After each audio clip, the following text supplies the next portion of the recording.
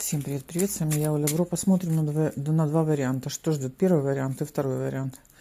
Так, что ждет первый вариант, второй. Выбирайте число. Первый. Слезы волнения, слезы радости. Идут хорошие новости. Выполнение обещаний. Да, принимайте хорошие новости. Вас ждут хорошие новости, вас ждет застолье, вас слезы радости ждут. Так, ситуация у вас хорошая. Второй вариант. Король. Ага, пустые надежды, пустые хлопоты. Что ждет? Пустые надежды. Нет, не пустые, это хлопоты короля. Это помощь какого-то влиятельного человека. Это помощь, договоренности